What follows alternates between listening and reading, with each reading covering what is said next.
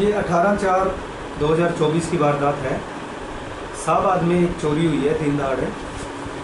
जो घर का मालिक था नीरज गुप्ता, वो उसकी मदर जो मिथिलेश गुप्ता है उसको लेके फोर्टिज अस्पताल में गया हुआ था मोहाली में। और उनके घर में पीछे से फुल टाइम मेड इन्होंने रखी हुई है, वो रह थी, मतलब उस दिन भी वो अपने घर पे मौजूद थी।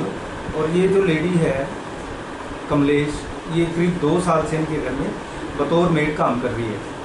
तो जब ये उस दिन वापस आए हॉस्पिटल से, इन्होंने देखा कि इनकी मेड जो है वो बाथरूम में बेहोश पड़ी है और घर की जो अलमारियां थी और बाकी सामान था वो बिखरा पड़ा था।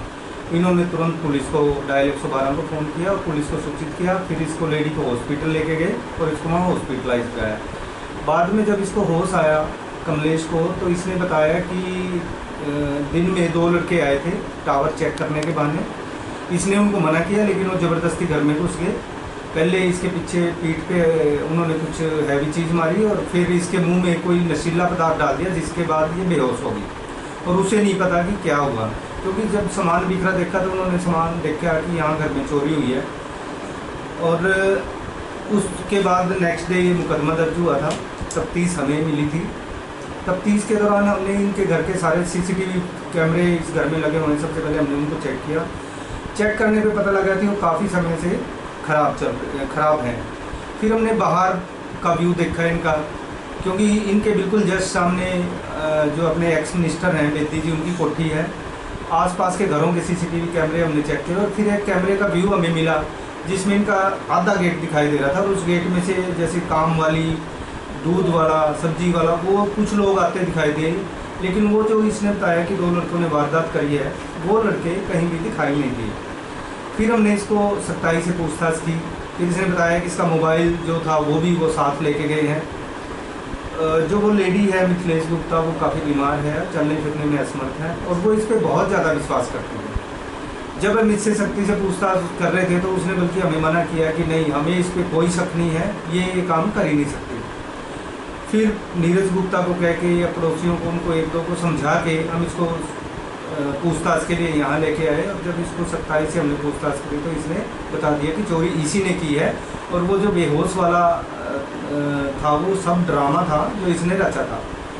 जब माइन्यूटली से पूछताछ की कि चोरी क्यों की है और कितने दिन से तू ये चोरी कर रही है, तब इसने बताया कि ये एक ठगी का शिकार हो गई है।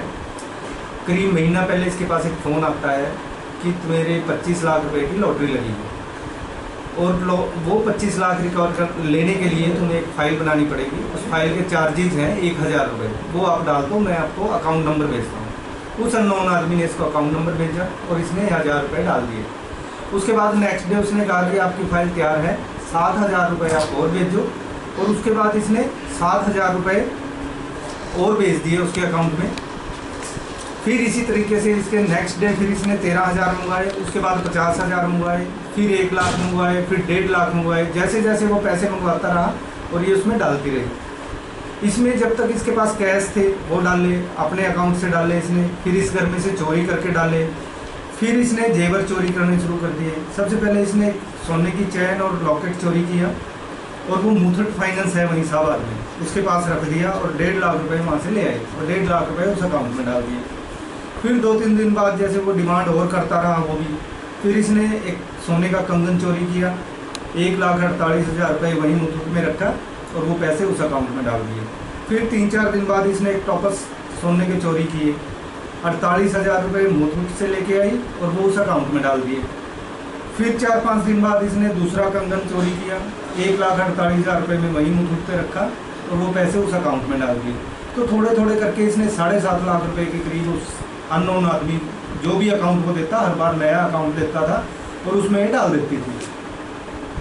और इस तरह थोड़े थोड़े करके पहले इसने घर के जितने भी इनके कैश अमाउंट था वो चोरी किया, फिर ये जितना सोना इसके हाथ लगा वो इसने चोरी किया। अब जो ये लेडी है वो इस पर विश्वास करती थी, सब इसके हाथ में था, इसके सामने लेना देना चलता था, गोल्ड कहाँ रखा है, जेवर कहाँ रखे हैं, सब इसको पता था। और जब क्योंकि थोड़ा थोड़ा करके काफ़ी चोरी कर चुकी थी, अब एक ना एक दिन इसको डर था कि ये अब मेरी पोल खुलेगी। और उस दिन जब ये लड़का इसका मिथिलेश का और ये दोनों फोर्टिस गए थे, तो इसको फिर ये अपनी स्टोरी बनाने का जो था वो समय मिल गया। जैसे उन्होंने कहा कि हम वापस घर आ रहे हैं, तो इसने स्टोरी क्रिएट करी बेहोश होने का बहाना बनाया, खुद बाथरूम में लेट गई और फिर वो मौके पे जैसे ही इसको हॉस्पिटलाइज किया, वो ये सारा इसने ड्रामा रचा था। ये खुद इसने चोरी की है और फ्रॉड कॉल्स के वजह से ये खुद भी ठगी का शिकार थी और उस ठगी वाले को पैसे देने के लिए बार बार चोरी करती रही और इस तरीके से इस सारे केस का खुलासा है। इसको अरेस्ट कर लिया है, तो आज इसको पेश करेंगे, रिमांड लेंगे और ये जितनी चोरियां इसने बार बार की हैं, मुठूक पे रखी हैं, वो सारी चीज़ रिकवर करेंगे और वो अकाउंट नंबर भी इससे लेंगे कि जिन जिन अकाउंट्स में इसने पैसा डलवाया, ताकि उस आदमी तक भी अब पहुँचा जा सके।